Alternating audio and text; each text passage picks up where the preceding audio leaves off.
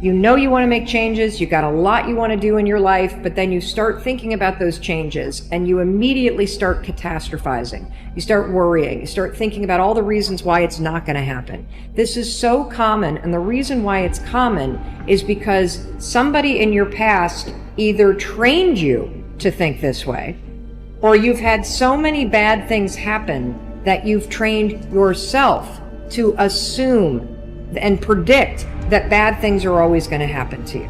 There will be bad things that happen. There will. It's a fact of life. But if you are constantly allowing your mind to default to thinking that bad things will happen, or thinking that you're out of shape, or thinking that you're a loser, or thinking that you're not worthy, or thinking that things aren't going to turn out, it becomes your default mode of thinking. All day long, you were shooting yourself in the foot with your own behavior, and you didn't even know where the gun was coming from. It was in your own hand. And I say, so why is it relevant? We have been programmed to believe that when it doesn't work, we are victims of the outside, when the truth is, no, 95% of the day we were playing programs that did not support us. And as a result, at the end of the day, we didn't get that support, but we didn't see it. Why? Subconscious was below conscious was controlling your life. Think about most of your fears, most of your anxieties. Very few of them are in the right here, right now. They're usually horrible things that happened in the past that we'd like to avoid happening again in the present, or they're scary things that maybe could happen in the future, right? And we'd like to steer around it. When we end up in the deep now, when time gets shut down in a flow state, anxiety disappears. Your stress hormones flood out of your system. Is this thought going to enhance my life, or is this thought going to take away from my life? And then when you start to realize that, you start to direct your actions where you put your energy into things that enhance your life and give you an opportunity to survive and to go beyond survival and really into thriving. So the point is this: we are facing some rough times. The more thoughts you put into the negative aspect, the more thoughts you put into the fear, not only are you just wasting your energy, but as in the biology belief, these negative thoughts, these negative stresses actually impair your immune system and bring on disease itself. If you want to change your personal reality, if you want to change something about your life, you got to change. And so the process of change then becomes the fundamental process of going from some person that's familiar and known to you and stepping out and beginning to make different choices and to begin thinking differently and begin to behave differently and speak differently and feel differently. And if you start thinking, acting, and feeling differently, our research shows without a doubt, you're going to have dramatic changes in your biology. And if you do it enough times, you're going to become someone else. Here's the thing about life. None of us wake up and say, today is the day I destroy my life. What we do is we kind of check out because it feels overwhelming, or we check out because we're afraid, or we check out because we start listening to self-doubt, and then we make these teeny tiny decisions all day long. We don't even realize it. Decision to not get up on time, a decision to not eat the right thing, a decision to snap at your kids, a decision to not speak at a meeting, a decision to not look for a job, a decision to not deal with your finances, a decision to not call your parent, like whatever it is. All day long, these tiny decisions that take you so far off track. We know what's wrong with life. It's rife with suffering and insufficiency and deception and evil. It's all of that, obviously. Okay, what would make the journey worthwhile? Well, you can ask yourself that. It's like, all right, in order to bear up under this load, what is it that I would need to be striving to attain? And if you ask yourself that, that's to knock and the door will open. That's what that means. If you ask yourself that, then you will find an answer and you'll shrink away from it. You'll think, well, there's no way I could do that. It's like, well, you don't know what you could do. You don't know what's possible. And you're not as much as you could be. And so God only knows what you could do and have and give if you sacrificed everything to it. You have to sacrifice that which is most valuable to you currently that's stopping you. And God only knows what that is. It's certainly the worst of you. It's certainly that. And God only knows to what degree you're in love with the worst of you. There's some mechanism inside of us. There's something that wants us to walk a path that's never been walked before. And the thing that makes it so hard is right now inside of you is a desperate desire for that to be easy.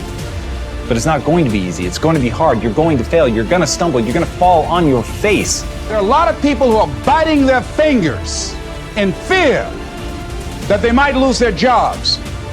But there are few people who have decided within themselves, I'm going to make it. Some people aren't waiting to be cut.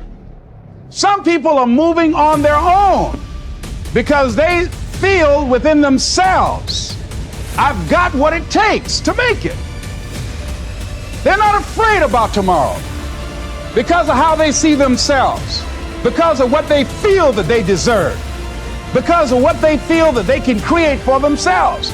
Because these people have decided, as they look at the future, as they look at themselves, there's a way. Where there's a will, there's a way for me to begin to create a way out of no way.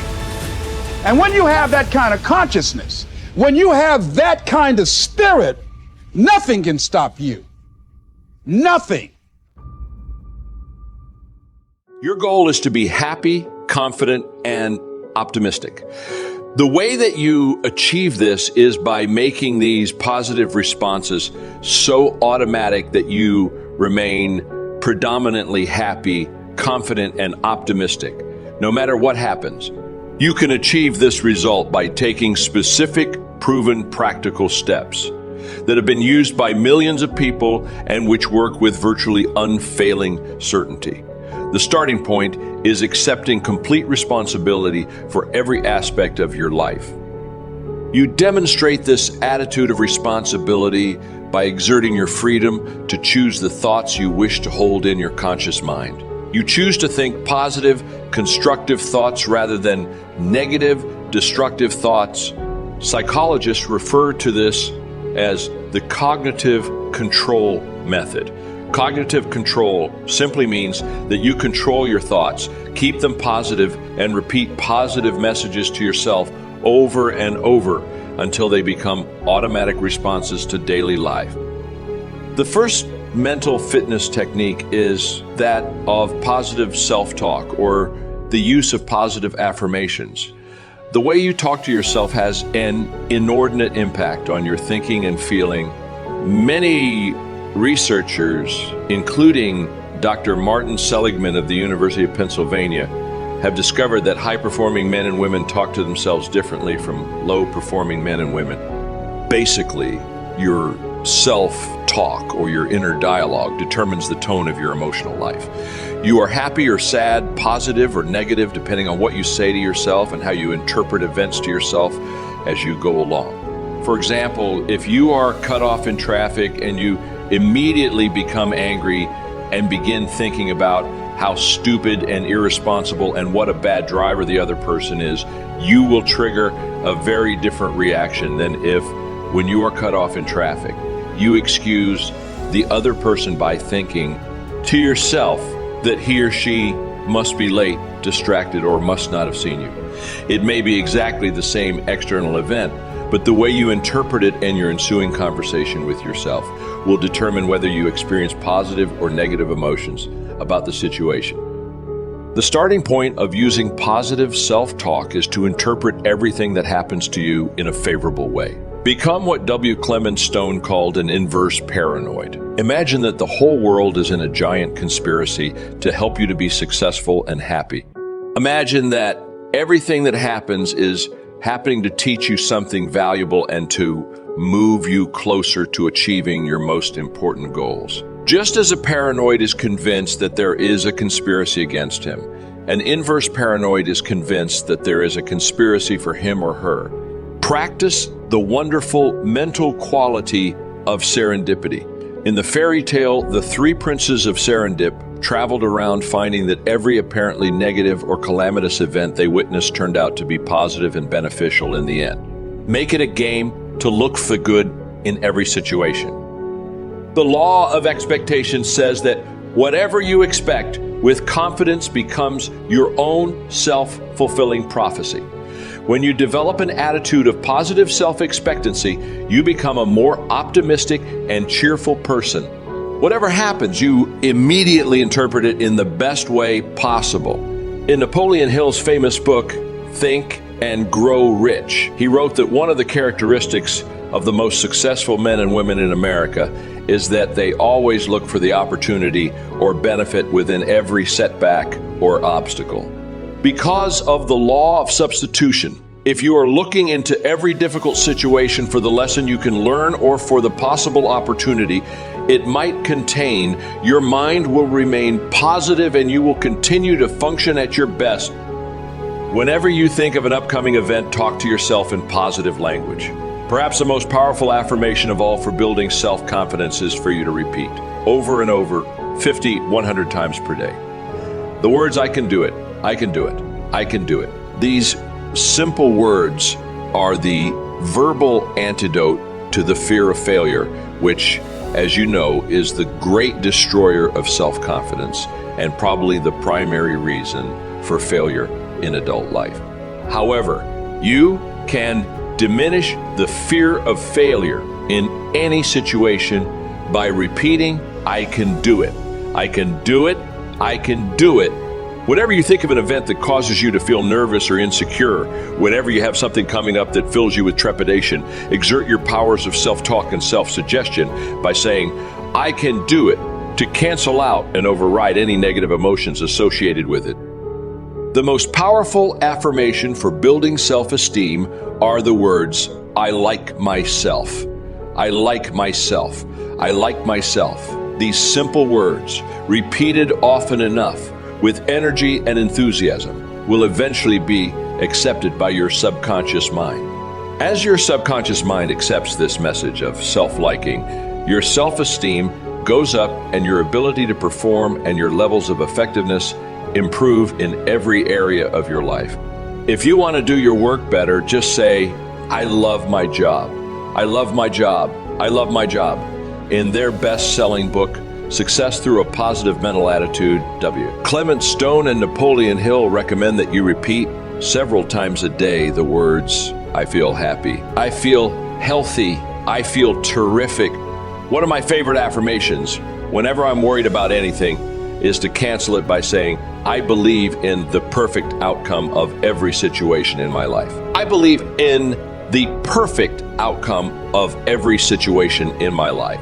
You will find that it is almost impossible to worry and fret about anything while you are repeating this kind of positive message to yourself. The most enjoyable moments are the ones where we are fully immersed in what we are doing. When we are intently focused on one single thing is when we experience peace of mind. In other words, no thought. Since the act of thinking is responsible for much unhappiness and suffering in the world, it would be worthwhile to transcend thought altogether. Without thought, there is only peace and pure bliss. Most people can't imagine what it would be like to not think. Thinking is the human condition, but it can be a blessing or a curse. Thinking is actually not necessary in many cases. There lies an incredible intelligence in our bodies that has the ability to guide us through life successfully. More successfully, in fact, than if we were to think our way through life. Thinking clouds our instinct and intuition and can actually inhibit our progress. When we are completely free of thought and in the present moment, we can make decisions with ease and experience happiness in everything we do. Even the simplest of things can bring you immense joy when you experience them as they are. That is to say, experience them without judging or labeling them in any way. You've experienced this state of no thought before. Think back to some of the best moments of your entire life. It's very likely that those moments were spent in a state of no thought, and that's exactly why those moments were so enjoyable. There are a variety of ways that you can get into the present moment and experience no thought, but the easiest of them all is to simply do the activity that brings you the most joy. Perhaps it's playing a musical instrument, reading, hiking outdoors, or spending time with your children. Whatever it is that you thoroughly enjoy, you should do more of it. Immerse yourself in the activities that get you out of your head and into the present moment, because those activities serve a great purpose. They serve the purpose of allowing you to realize your true nature and showing you that joy and happiness is your natural state beneath all the layers of thought you have accumulated over the years. While these activities may seem like only temporary relief from your pain, they actually allow you to evolve and heal your pain. When you find your bliss and immerse yourself in it, you are one step closer to realizing that happiness is always available to you. The more bliss you experience, the easier it is to find it again. Eventually, you will be able to feel happy at your own choosing, no matter the circumstances.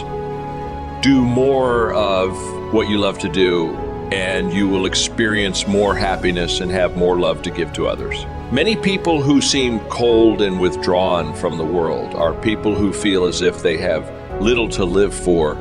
If they only discovered their passion and lost themselves in artistic expression of that passion, they would have more to live for than they could now imagine. Doing what you love and what makes you happy is not selfish.